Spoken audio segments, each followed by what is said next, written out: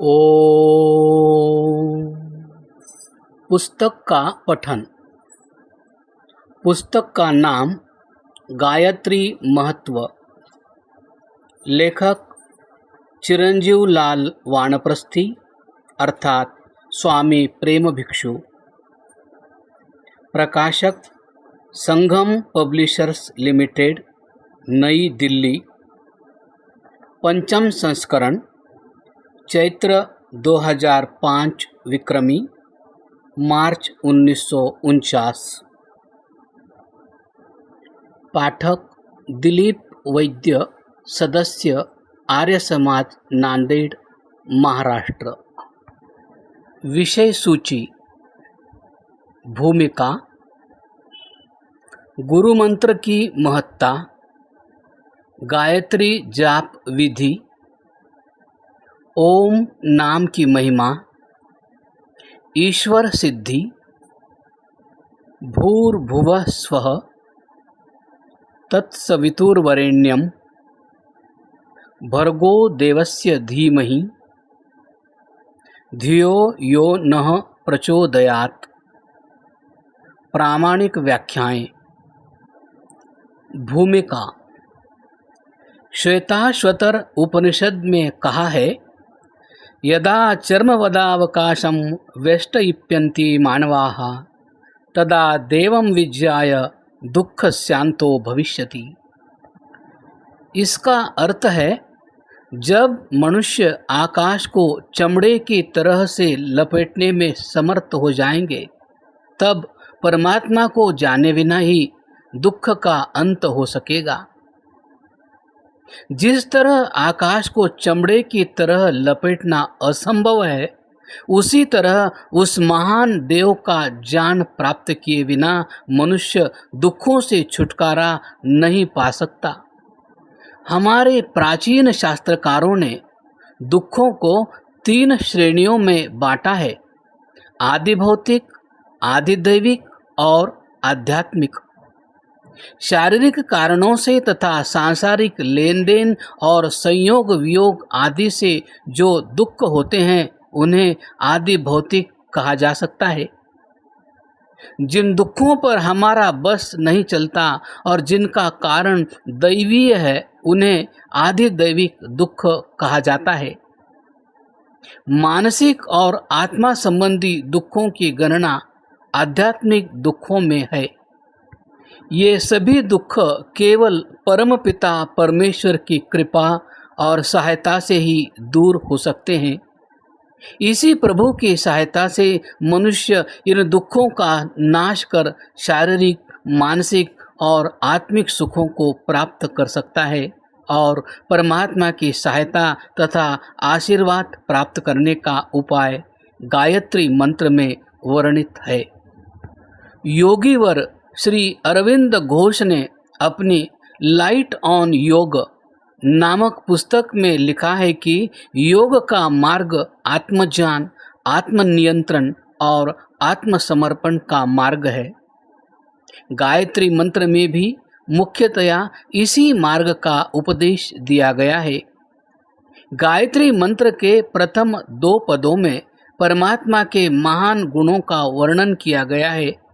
इन गुणों की अनुभूति द्वारा ही साधक को आत्मज्ञान हो सकता है और आत्मज्ञान के द्वारा अपने को उस प्रभु के निकट ले जाने की इच्छा से साधक स्वयं आत्मनियंत्रण का मार्ग अवलंबन करेगा। गायत्री मंत्र के 3रे चरण में परमात्मा से प्रार्थना की गई है कि वह हमारी बुद्धि को प्रेरित करे। इस प्रार्थना का अभिप्राय ही यह है कि साधक उस महाप्रभु के सन्मुख अपना आत्मसमर्पण कर देता है। जब साधक ने अपनी बुद्धि की प्रेरणा का स्रोत ही उस महाप्रभु को बना दिया, तो उसमें मिथ्याभिमानी अथवा अहंकार बाकी कहाँ रह गया। इस तरह संसार के सभी दुखों से छुटकारा पाने और वास्तविक योग मार्ग द्वारा मोक्ष प्राप्ति का उपाय गायत्री मंत्र में वर्णित है। अतः आध्यात्मिक साधकों का निस्तार केवल इसी गायत्री मंत्र की सतत साधना द्वारा हो सकता है। बचपन ही से मेरी रुचि आर्य समाज की ओर रही है। अपने बचपन से मैं आर्य समाज के साप्ताहिक सत्संगों में जाता रहा हूँ। मुख्यतः इसी बात ने मुझे आध्यात्मिकता की ओर आकृष्ट किया।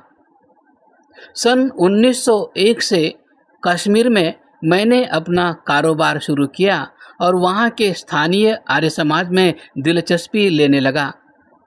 पिछले 40 वर्षों में श्रीनगर आर्य समाज से मेरा घनिष्ठतम संबंध रहा है और श्रीनगर की विशेष परिस्थितियों के कारण वहाँ आर्य समाज के मान्य उपदेशकों, प्रचारकों तथा संतों से मिलने जुलने का सौभाग्य मुझे प्रायः प्राप्त होता रहा है। गायत्री मंत्र के महत्व की ओर मेरा ध्यान इसी कारण आकृष्ट हुआ और आज अपने अनुभव के बल पर मैं कह सकता हूँ कि जितनी आत्मिक शांति मुझे गायत्री माता के प्रसाद से प्राप्त हुई है, उतनी अन्य किसी बात से नहीं। अपनी उपर्युक्त साधना का परिणाम मैं आज पाठकों के सम्मुख इस इच्छा से प्रस्तुत कर रहा हूँ कि वे आध्यात्मिकता के स्रोत इस गायत्री मंत्र की ओर विशेष रूप से आकृष्ट हो। गायत्री मंत्र के केवल वे ही अर्थ नहीं जो इस पुस्तक में वर्णित है। गायत्री तो अमृत के भंडार के समान है। अपनी अपनी आवश्यकता और सामर्थ्य के अनुसार इससे चाहे जो अर्थ निकाले जा सकते हैं।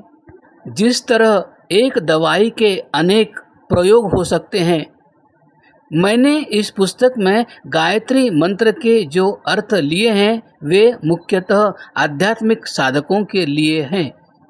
गायत्री मंत्र का जाप करने के लिए सबसे अधिक आवश्यक चीज एकांत सेवन है।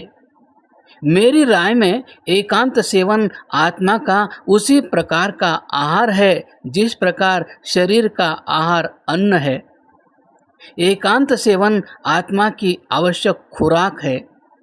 साधकों को गायत्री मंत्र का जाप सदैव एकांत में ही करना चाहिए और तब अपनी संपूर्ण चित्तवृत्तियों को गायत्री मंत्र की ओर ही केंद्रित कर देना चाहिए।